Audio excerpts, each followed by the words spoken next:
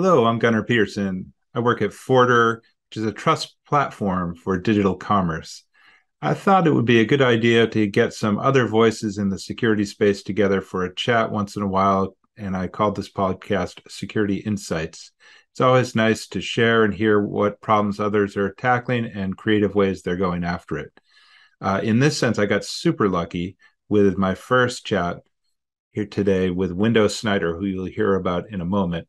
If you like the discussion, please let us know by adding a comment or sharing with your friends. Without further ado,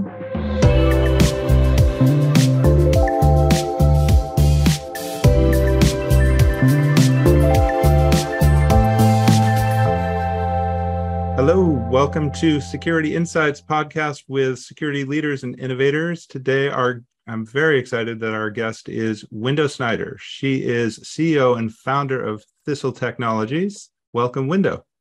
Thank you very much. Window is a real innovator. For me personally, an inspiration as both a technologist and then making the leap from a technologist to security leadership positions, including CISO positions from a deep technical background. And now she's made yet another leap to founding her own company. So I think her career is a real inspiration for a lot of people who came up on technical career paths into leadership and even into launching her own company, Thistle Technologies. Very excited for our conversation today on Internet of Things and device security. But before we dive into all of that, Window, tell us about Thistle.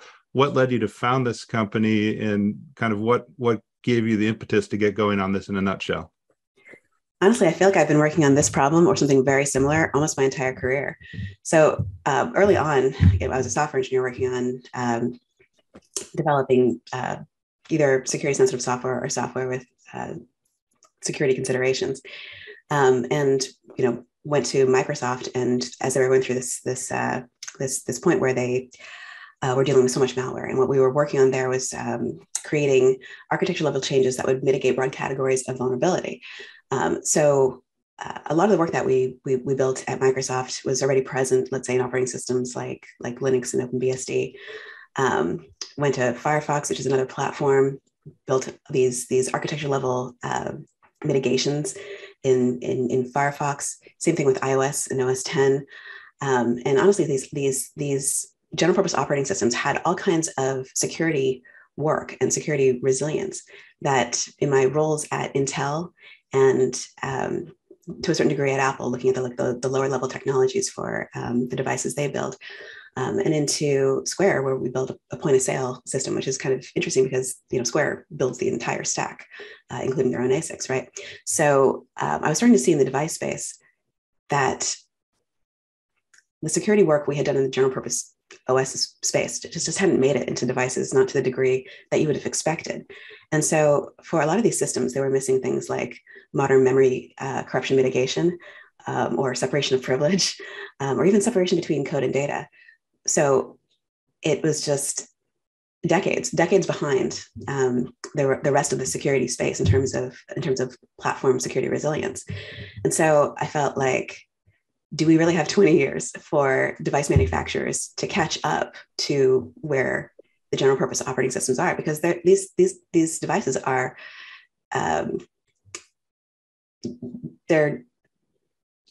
they have the same without the security resilience of general purpose operating systems. They're being deployed in places where they're attached to critical infrastructure, and they're dealing with all the same threats without any of the security work that we've done for 20 years.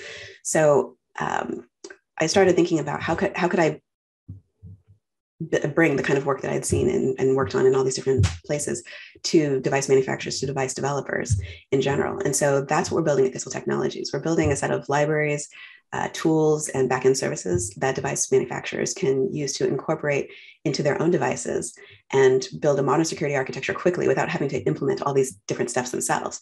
So everything, I was seeing that like people were reinventing the wheel in every different development environment where you've got, let's say, everyone building an update mechanism, everyone building remote access, everyone building secrets management, everyone building key distribution, and probably not to the degree of resilience that you would hope to see. So it was very clear to me that this is a lot of like security plumbing that we don't have to rebuild in every different development environment. We could all leverage an existing implementation that was built by folks who understand how to build to resilience as a goal, and then leverage that and have those security engineering organizations in all these different places focus higher up on the stack, focus on the security aspects that are very specific to their product instead of the kind of security work that's able to be generalized across lots of different kinds of devices. And so some of those things are things that are, by the time you had been working at places like Microsoft, places like Apple and Mozilla, that became almost like second nature to take security seriously at those places. And I think you were really a part of that transition at a lot of those places, to go from places where security was maybe farther down the list to a really top of mind in those places. What led you to wake up one morning and say, I'm going to take that same mindset that I've seen in these other places and bring it into Internet of Things and device security? What really gave you the impetus to wake up and go after that and build a company around it? What attracted you in the Internet of Things and device space from just a business problem, I guess? As far as a business problem goes, I thought it was just so widespread that devices just universally just don't have the degree of security resilience to meet the security threats that we're up against. Never mind the fact that the threats are continuously changing and that these devices have a much longer lifespan, right? Like an MRI is deployed for potentially 20 years, or a car is, you drive the car for 5 years and then the next person drives it for 5 or 10 years. And I'm driving my car for 20 years. I've got kids in school that I'm going to keep that car for a long time. So those devices need to keep firing. But even if it goes through multiple people, right? Like we should still have some degree of confidence in human safety that is, being protected by the computer in that car. And if these devices have a really long lifespan, then they also need to be able to be, the security needs to be managed intelligently and in a way that's going to be sustainable through the lifespan of the device. And that's true for like the controllers that are managing power and water or telecom. All these devices have a really long lifespan. And if we're already starting off decades behind from a security perspective in terms of the kinds of security mechanisms you find in these devices, then we just have a huge amount of work to do. And so from a business perspective, that here's a massive opportunity, a massive gap in terms of what's available in the industry. And the alternative is build it yourself, or there might be a really like platform specific solution. But if you're building on a platform that you've already made a massive investment in, it's really hard to take that device and bring it to a modern security architecture without having to do everything yourself. So as far as problems go, I thought this is probably the most impactful thing that I could go spend my time on. And then, the opportunity to build something that could solve lots of different kinds of problems in lots of different kinds of industries with work that I already know how to do and that I've done in lots of other different, prior roles. It just made a lot of sense given my skill set and the things that I'm excited about and the problems that I see out in the world. Yeah, that's an amazing story, because I think that so much of the security work that you see in recognizing and defending against threats, and you wrote a whole book on threat modeling, which I think was the first time I came across your work. Back then it was about protecting Excel files and, making sure people's financial transactions were protected, which is still an important thing today. But to think that cars and water systems and, power systems, robots are not getting the same protection that maybe Excel files got 10 years ago is certainly worrisome given our increased dependence. If we flip it around to, the people who are on the buying side of trying to buy devices and get them to work in the field, and if you're a CISO or a security leader of one of those organizations, you hit on it a little bit, that they have a choice of, they're not getting much from the device vendor perhaps, and yet there might not be software security engineering skills in-house. So how could they even assemble a robust system themselves? Like, what are their choices if you're a CISO or a security leader at one of these shops to try to get higher assurance or integrity on these devices today? Actually, CISOs have a lot of power in that relationship. So if the device manufacturer is not meeting their security requirements, they do have a lot of power to push back on that. Maybe at at bigger companies, you have a little bit more power, of course. But even just asking those questions puts the idea in their mind that they're not meeting a customer need. There's a gap here. The market is asking them for this. Like when customers say, like, tell me how you've implemented key management on this device. Are you leveraging a secure element or a secure enclave, or, tell me about your secrets management? Or they have to go back to the engineering team, ask how this is implemented, write up a white paper on their security story. And a lot of these vendors, if you look at the security claims they make, they're very lightweight. Like, we use military grade encryption for whatever that tells. Which military? Yeah, like that tells me nothing useful. But let's say you leverage. Let's say your entire communication stack is implemented in a memory safe language. That actually tells you something. You can say something like, our entire network facing attack surface we've mitigated memory corruption issues for our entire network facing attack surface. As a CISO, that's actually saying something that, like, is tangible. I'm like, okay, that's actually a dramatically reduced risk for that device. So I'd say, and testable perhaps too, yes, right? Yeah. Exactly. Yeah. So I'd say, as a CISO, asking those hard questions, listening to the response that you get, and then deciding, with your dollars, whether this is a risk that you want to invite into your organization. Because it's not just about your printer or your security cameras or your physical access systems or the conference scheduling tablet that you're using to control free busy on your conference rooms, or the whatever it is you're using to manage the video conferencing system in the conference rooms. Like, it's like an infinite set of devices that you're incorporating into the system. It's HVAC.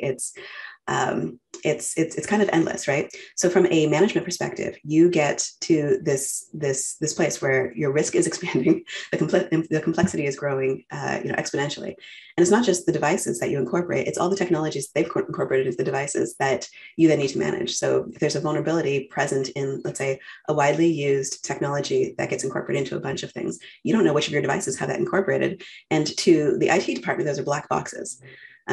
Not actually black boxes to the attackers, but it's very hard to figure out, like, for this device that you have deployed in your environment, whether or not they're doing something reasonable when it comes to, let's say, the number of vulnerabilities that are present in the number of technologies they may have incorporated. Just like, these are just publicly identified vulnerabilities, and then whether or not they're managing, updating those libraries on a schedule that keeps up with the number of vulnerabilities that we're just constantly identifying out in these technologies. It's incredibly difficult. So I think the best place to apply pressure is in the sales process, where you're considering these devices. Like, do they meet your security requirements? Have they even got a reasonable response to the security questions that you want to ask? And as a vendor, I felt pain when you have to answer a 200-word security questionnaire. But honestly, like, the vendor puts a huge amount of work into trying to respond to those things well. And you can very clearly tell whether or not they've got a security program in place that is actually, let's say, even close to your security requirements, or whether they've got, let's say, a marketing level security response. Yeah. And that's when you really have leverage to make real change. If you are, so sticking with the sort of the buyer side, the CISO security leader trying to, sort of buy and build their way to a more secure environment. If you think about, internet stacks, people have general ideas of what makes a strong set of access control protocols and things like that. How do you see access control protocol standards? Is that something we should be looking for if we're buying, device security systems in the same way that we do on the internet? And kind of, where does access control protocol standards, stop helping you, and where does monitoring and device monitoring, account monitoring, and of devices in those kinds of systems start? So access control matters, and it's not from a couple of different directions. One is, the access that your administration team needs in order to configure it, et cetera. But there's also a question of whether or not the device manufacturer is doing remote access onto the devices, whether or not they've got that. Is that the model? And if they do, what kind of access is it? Is it shell access? Are you basically creating tiny little computers that are giving access to a third party to launch pads in your environment. That's something to consider. We thought this was a Coke machine, not a backdoor into the entire network, right? Kind of thing. Right. Yeah, but so that's one aspect of it. But there's also this question of whether or not you are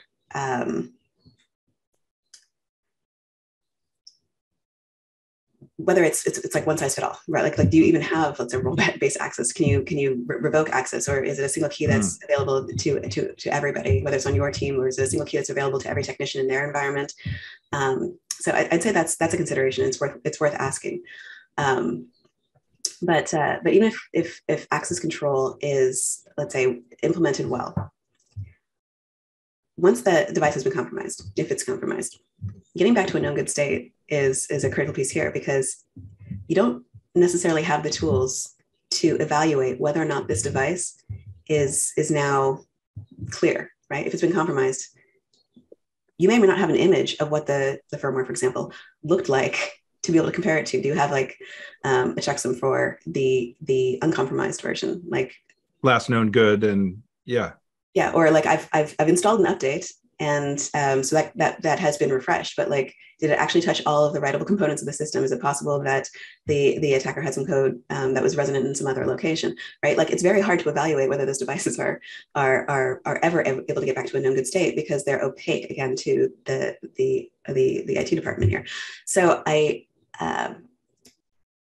I'm very concerned about being able to say with confidence that after a compromise, that you, first of all, understand the full extent of access, and that in order to get back to work and say that these devices are refreshed, that that you also have to understand what it means to install an update, and what is being touched, and whether that's sufficient for your security requirements in your environment. And can report health status on an ongoing basis, I assume, would be part of that too, right? Yeah.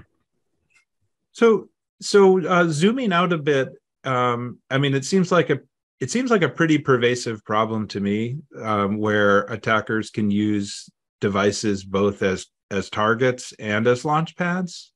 And I've been doing this a while, and I always wonder, when there's a problem that's been out there for a long time, let's say, out of the device space, but like BGP security, it's been a problem for a long time. Why? It's interesting to study the problem, and then also study solutions that have been tried, like, and also ask, why have more companies not invested in this space? So what are your thoughts on the investment in this space, in terms of, is it a complex space where there aren't easy solutions for people to get to?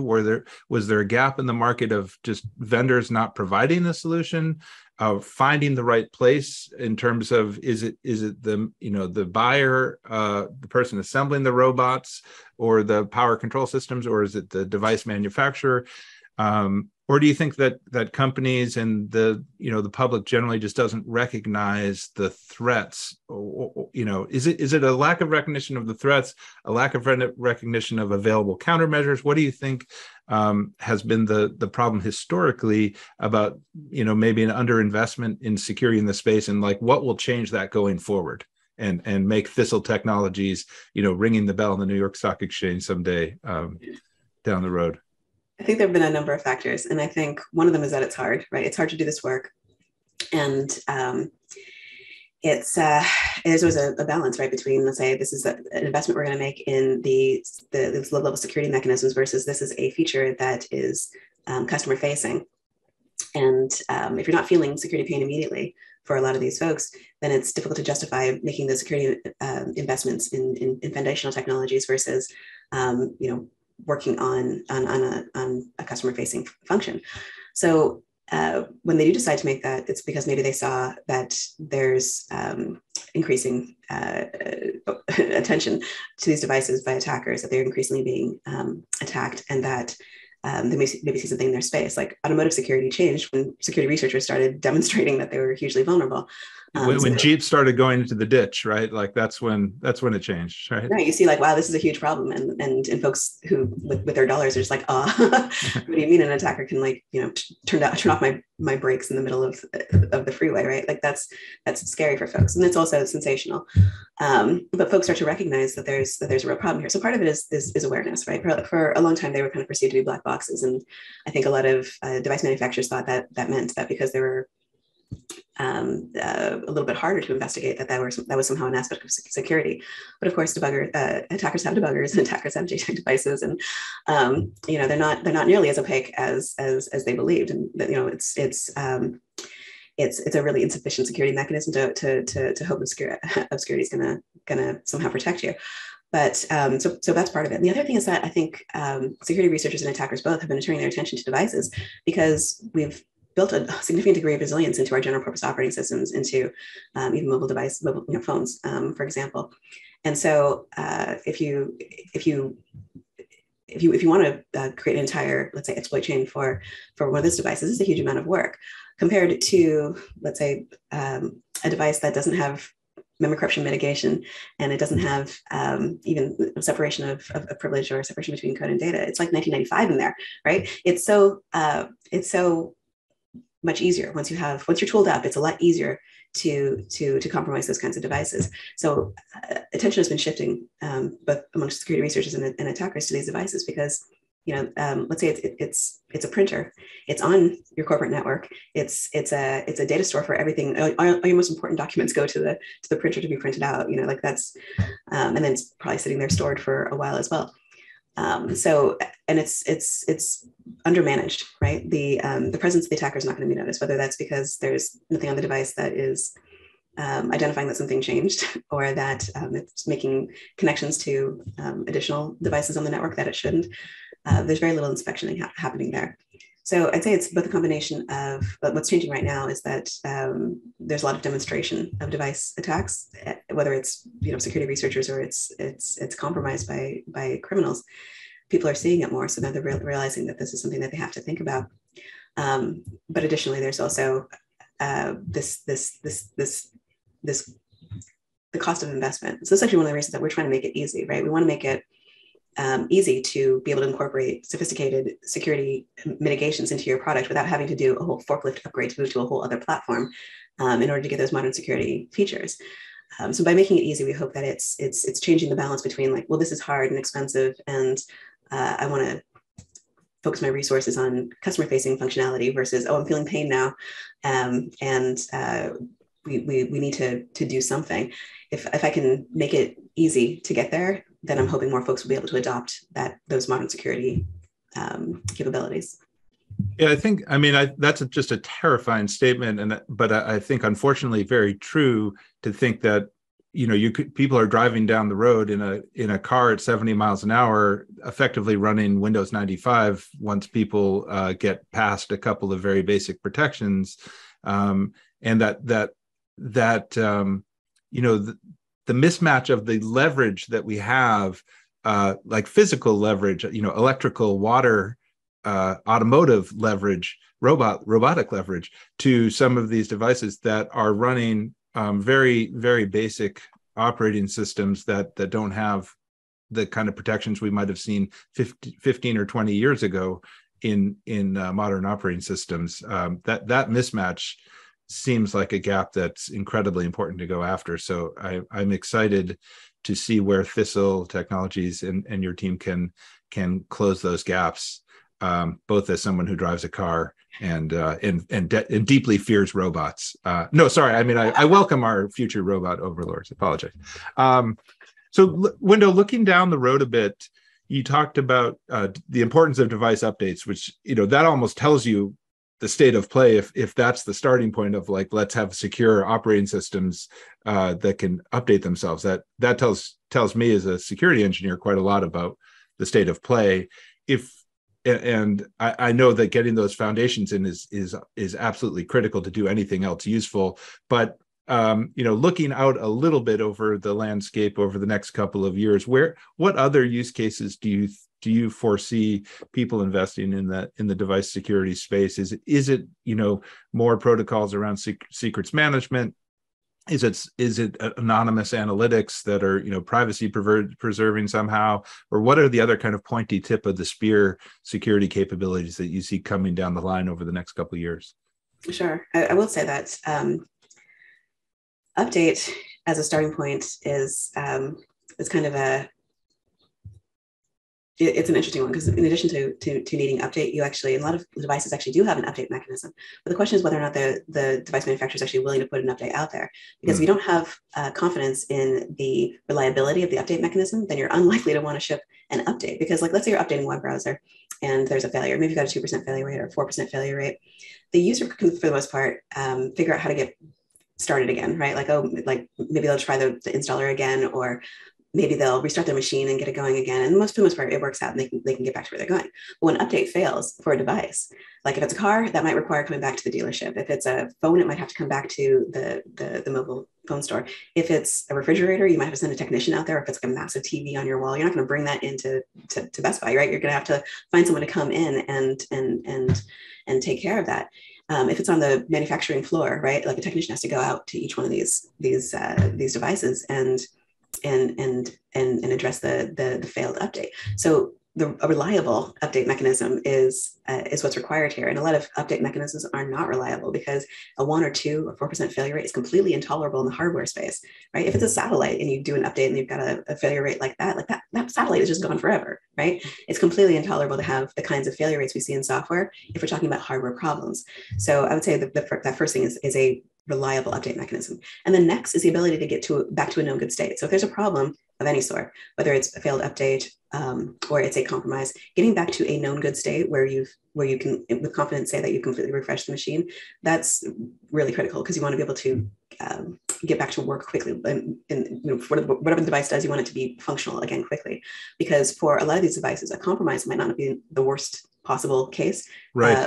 Denial of service might be the worst possible case. The downtime, the reliability issue or availability issue might be a more painful compromise than the possibility of an attack and someone having access to the resources of the data that it has access to otherwise. So I'd say that's getting back to a known good state. That's another critical component. Beyond that, I'd say secrets management and so secrets management on the device, key distribution on the back end. That's another critical piece here that you want to be able to do things like, let's say, identify the device with confidence on your infrastructure, right? You want to be able to provision it for certain functionality or certain capabilities. Being able to say with confidence that this device is that device and it's running a version of the software that we have recognized as coming from the developer, that it's still in the state we expect it to be in, and okay, now you can have access to these resources. That is another critical aspect here. But basically, all the things that we've been doing on our workstations in corporations, all the things we've been doing for identity management, all the things we've been doing for access control, for data integrity and security, all those things also need to happen for devices, because they have all the same kinds of security problems. Even if it's like narrowed down to a single slice of functionality, it's still all the same kinds of security problems. So we're going to have to build that whole security capability again for these devices.